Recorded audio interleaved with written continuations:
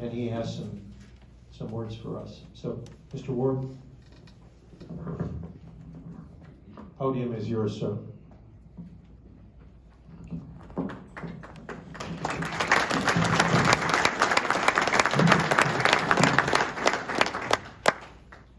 I didn't know what it was that I would be standing here, that I had done, that I would be honored to be in front of you. My first experience with Vietnam, my father, and I was 8.5 years old, came home one night and he told me that he was going to be leaving for a while. He was going to Vietnam. I didn't understand anything about the war then. I didn't understand anything about what was going on there, except being an 8-year-old kid. For that better part of the year, I laid on the living room floor watching TV because the coverage was at all times high. We could see everything that was going on. My mom came down, my Marine mom, and yelled at me and told me to stop watching that stuff. It wasn't good for me. I said I wasn't watching the war. I was waiting to see if my dad was going to be on TV. Years later, I did make a personal decision to join the Marine Corps. I went in 79. I knew that being a fourth-generation Marine would come with its pluses and minuses, but I wanted to give back as well. Through that time, you folks, believe it or not, have probably been the biggest mentors of my life. My diversity at the beginning, going in the Marines, my master sergeant, he took me under his wing, couldn't understand why, and finally asked him, bluntly, and he looked at me and he said, because your mom keeps calling every few months, and I told her I'd keep an eye out for you. With a few explicit words. I said, that'll be fine, I'll deal with my mom later. And he goes, and I'm going to teach you a little respect today. And he took me out. He was a 2-time Vietnam tour. He took me out to the beach with a shovel and says, I told your mom I'd also teach you a few lessons. And I found myself digging a 6 by 6 by 6 foot hole. He came out and said, what a great job, now fill it back in. Needless to say, I'm 6 feet tall, so I was inside that hole. I had to discover a way to get out. Journeyed on, another Vietnam veteran mentored me. I was part of the Fuji fire in Camp Fuji, Japan in 79, and we evacuated 43 Marines and sailors that day. At the time, it was the worst peacekeeping incident that had ever happened. And I had been asked if I would want to join the fire department. I had a lot of reservations. My boss was pretty adamant though. He was the chief at the time, and he too mentored me to overcome my fear for that. And I did journey to be a firefighter and top of my class, and then I turned around and was firefighter of the year a couple years later. Fast forwarding, 9/11 came. I happened to be standing in front of the TV in the kitchen when I was getting my kids off to school, and I just saw the replay of the first tower and the live version of the second tower, and my 12-year-old son was standing next to me. That's Corporal Eric Ward, who he became. He looked right at me and said, Dad, are you going to go back in the Marines and fight those people? And I said, no, I've gotten too old, they won't let me back. Well, he said, then I'm going to go. He stayed dedicated for the next 5 years. He was determined he was going to be a Marine. He was assigned to the 2nd Battalion, 2nd Marine Division in 2nd Battalion, 2nd Regiment, 2nd Marine Division in Camp Lejeune. And I got the call in 2008 that they were going to be deployed. So he went through all the training, everything that was needed to be, and they left at the end of 2009. I pretty much talked to Eric almost every Sunday at 4 o'clock. I made a personal mission to stand there by the phone waiting for it to ring and see the code 00863 or something, knowing it was foreign. One day that call didn't come. I waited. I got down in the basement, kept the portable phone with me, and waited and waited. My wife at the time came downstairs and said, there's a bunch of men here in suits and they want to talk to you. I just said, tell them to go away. I'm waiting for Eric to call.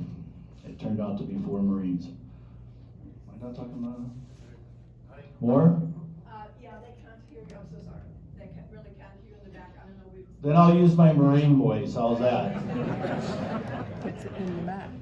I did get the bad news that day that Eric had fallen to an IED. They were on a special security mission and they got trapped in a sandstorm. and he and his A gunner got permission to go into a watershed. Pretty much the enemy laid a 40-pound bomb in there, enough to kill the whole platoon, and just 2 Marines were taken. That journey became a long journey for me. I kind of took it for granted that being a 5th generation Marine, we've all come home. My family goes back to 1917 as a Marine, and I just took it a lot harder than I probably should have at the time, but it really sunk me. Eric was a really good kid. He was a generous kid, especially with my money. He had a great attitude and a great spirit. I made a point to get on a plane and fly to North Carolina to go meet his squad. I literally showed up at their base with my white t-shirt, my boxer shorts, and my flip-flops, shower shoes that they call Marines. And when they least expected it, I locked myself behind the door and made them sit down with me and tell me everything that they knew about him and how they felt about him. He was a great brother. They loved him very much. He had a great following. I later met a new counselor. He was also a Vietnam veteran and a Gold Star father. If it wasn't for him, as well as all the other Vietnam vets, I don't know how far I would have made it. He spent many years talking to me, coaching me, making me reflect that Eric's life wasn't taken in vain. It was taken as a hero. And that made me make some decisions. Hence, I'm here in Northern Nevada. Another Vietnam veteran who's changed my life. Because I got here, I was kind of alone, not sure what I was going to do. I'm stuck in a little town out in Yerington, not a lot of friends, not a lot of family. And the second day I was here, I met Tony Yarbrough, VFW.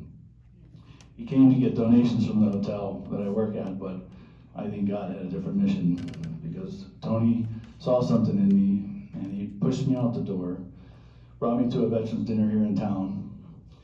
It was a beautiful fundraiser, and that particular dinner changed my life. Since being here, I've joined Honor Flight. We have formed a Gold Star family, not a very large group, but a very close group. We love each other very much. We're in contact all the time. We do events with Honor Flight. We do events with Vietnam veterans. We're tight, and I don't think I would have made it that much longer here without them and without my Honor Flight family. Some of the best people I've ever met in my life are even sitting in this room. And I love them and appreciate them very much. Eric is in my memory every single day. There isn't a day I don't think about him. There isn't a day I don't think about his brothers, because I know some of the others that were taken, and I stay in contact with the ones that he served with that are still here. And jokingly, 2 of those Marines actually married 2 of Eric's ex-girlfriends from high school. So it became a pretty instant family for me. I am honored to be here.